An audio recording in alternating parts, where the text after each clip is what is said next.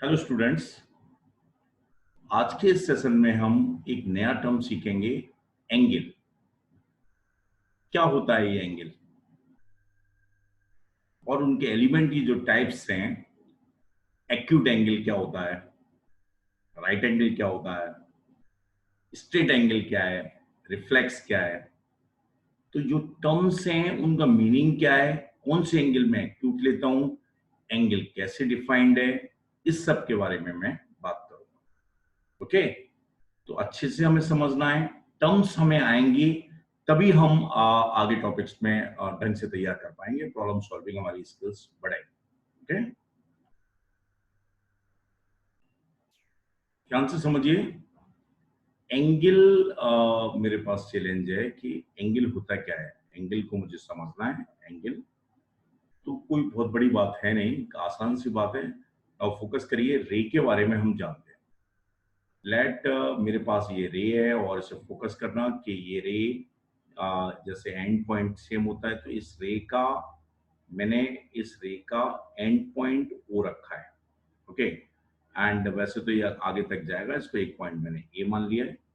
Okay, and ये भी another रे है। इसका मतलब मेरे पास दो रे हैं, ओ ए जो एंड तक जा रही है, एंड ओ बी रे। मैंने आपको बताया था कि लाइन के दोनों पॉइंट्स क्या होते हैं, एंडलेस होते हैं। लेकिन अगर मैं एक पॉइंट को फिक्स कर देता हूं तो उसे मैं रे में काउंट करता हूं। तो मैंने दो रे का एक इनिशियल पॉइंट रखा। ओके, तो ये जो मैंने रखा, तो ये लाइक ये मेरे पास, अगर मैं इसे मेजर करना चाहूं, ये क्या है मेरे पास, ये चीज क्या है, तो ये एंगल है। ये क्या है, एंगल। बात समझ आ गई? ये मेरे पास क्या है, एंगल है। एंड जो रे का कॉमन पॉइंट होता है, इसे मैं क्या कहता हूँ, वर्टेक्स कहता हूँ, वर्टेक्स कहता हूँ। ओके, तो मुझे लगता है कि एंगल में कोई भी दिक्कत नहीं है। एंगल लाइक अगर ये मेरे पास ओ है और ये एक रे ओ लेट ओ ए है एंड ये दूसरी रे ओ बी है, तो ये वाला एंगल कितना आ जाएगा, ये मेरे पास एंगल आ जाएगा। ठीक है, तो एंगल मैं समझ चुका हूं। अब मुझे एक्यूट राइट एंगल क्या है, ऑब्ट्यूज एंगल क्या होता है, स्टेटल एंगल क्या है, एंड रिफ्लेक्स एंगल क्या है, इनके बारे में समझना है। तो ध्यान से देखना कि मैंने पहले फोकस किया, मैं लाइक एक्यूट एंगल पे मैं ध्यान से समझ रहा हूँ, एक्यूट एंगल पे समझना चाहता हूँ। तो मैंने क्या किया, एक्यूट छोटा होता है, इसका वर्ड मीनिंग भी क्या है, छोटा है।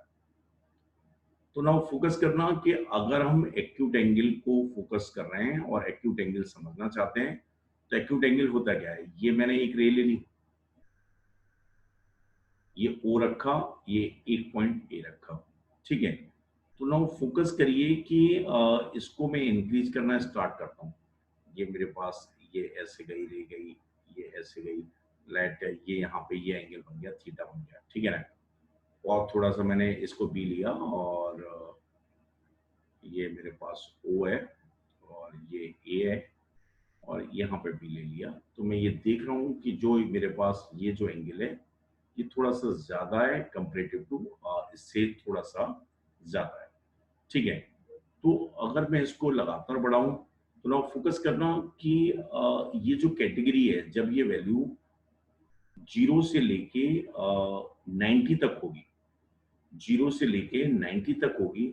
लाइक ये यहाँ पर भी हो सकता है, 0 से लेके आप ऐसे देख सकते हैं कि एक में मैं थोड़ा सा ज्यादा शो कर रहा हूँ। ये मेरे पास ए है, यहाँ पे ये एंगल, इससे ज्यादा एंगल क्या होगा, ये वाला होगा, ये ऐसे होगा, ये ऐसे बढ़ता जा रहा है। ठीक है ना, अगर मैं क्या कर रहा हूँ, ये लेट ये B1 है, ये B2 है, ये B3 है।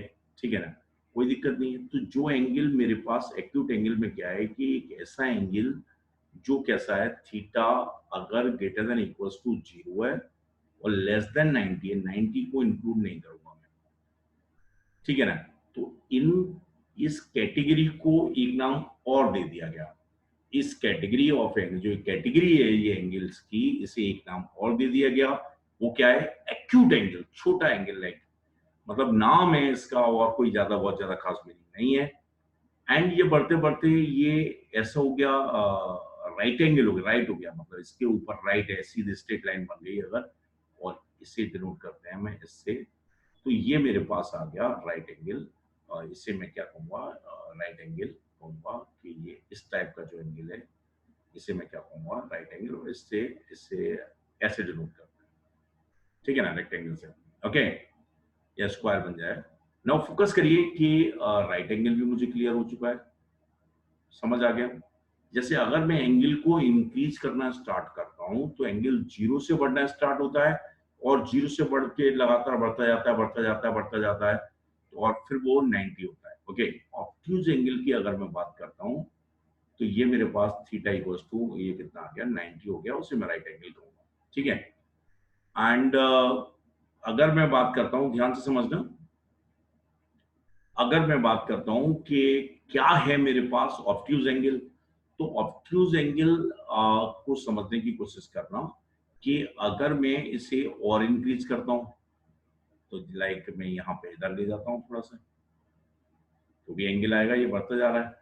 तो जो एंगल मेरे पास क्या होते हैं कि 90 से भी ज्यादा हो जाते हैं, 90 से भी ज्यादा हो जाते हैं, ध्यान से समझिए। ये मेरे पास ओ था और ये ए था, 90 नहीं ले रहा हूं मैं, इससे ज्यादा एंगल हो गए, सही है। तो ये जो एंगल है, ये मैं क्या कहूंगा, लाइक जब एंगल मेरे पास 90 से ज्यादा हो गया लेकिन 180 से कम है, 180 से कम है, ये कहां तक जा सकते हैं, ये वाला पार्ट मैं नहीं लूंगा, ये वाला नहीं लूंगा, इसको छोड़ दूंगा। तो ये एंगल क्या होते हैं, ऑब्ट्यूज एंगल होते हैं। ओके, तो ऑब्ट्यूज एंगल की कैटेगरी भी मैं समझ चुका हूं, उसमें भी कोई भी दिक्कत नहीं।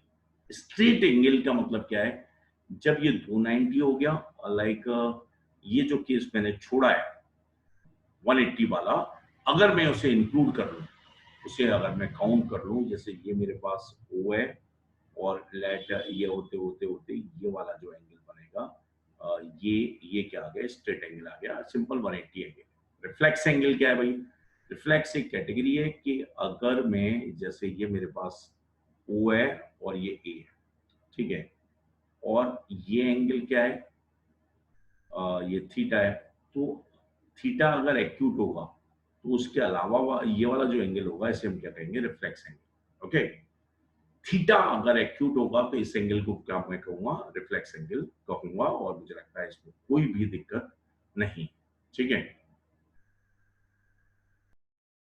ध्यान से समझिए, रिफ्लेक्स एंगल की कैटेगरी मेरे पास क्या आ गई कि ये थीटा अगर एक्यूट होगा तो ये 360 माइनस थीटा क्या हो जाएगा, रिफ्लेक्स एंगल हो जाएगा। या मैं कह सकता हूँ कि कोई भी एंगल रिफ्लेक्स एंगल होगा अगर वो 180 से ज्यादा है, लाइक दैट 180 से ज्यादा ही आएगा, कोई दिक्कत है नहीं, ठीक है ना। 180 से ज्यादा होगा तो वो क्या आ जाएगा, 360 तक रिफ्लेक्स एंगल हो जाएगा। और थीटा एक्यूट भी नहीं हो, 180 तक भी होगा तो भी चलेगा, 180 से ज्यादा नहीं होना चाहिए।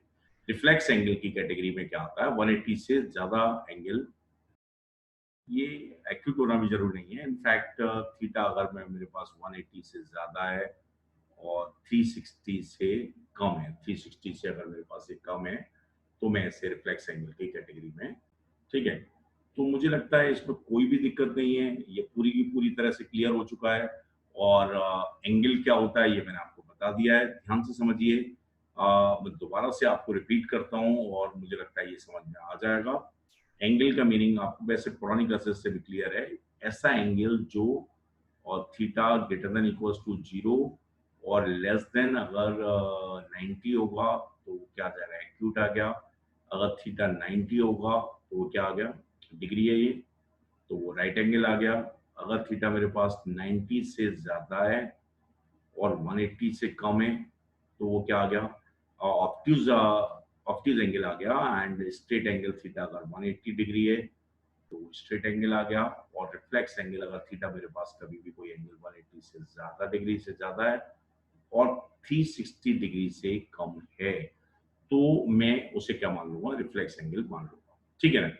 और ध्यान रखना जो कन्वेंशन है एंटी क्लॉकवाइज, या जो कन्वेंशन की अभी वैसे बात नहीं करनी चाहिए, तो मुझे लगता है ये पूरी तरह से ये समझ में आ चुका है कि एंगल क्या होता है और कैसे किन एंगल्स को मैं क्या काउंट करता हूँ। लाइक अगर मैं ऑब्ट्यूज बनाना चाहूँ तो ऐसे बना सकता हूँ, और राइट एंगल बनाना चाहूँ और स्ट्रेट ऐसे बना सकता हूँ, ठीक है ना।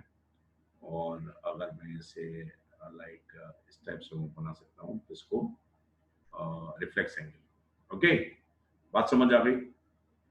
ठीक है ना? तो मैं दोबारा से रिपीट कर रहा हूं, मुझे लगता है कि एंगल क्या होता है समझ आ गया।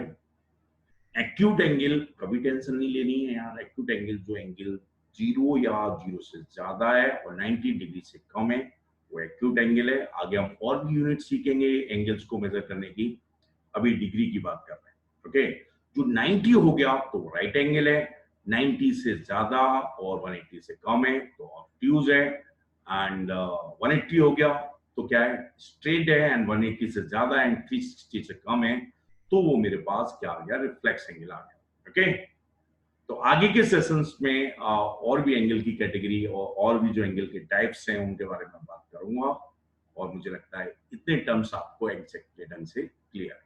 ओके।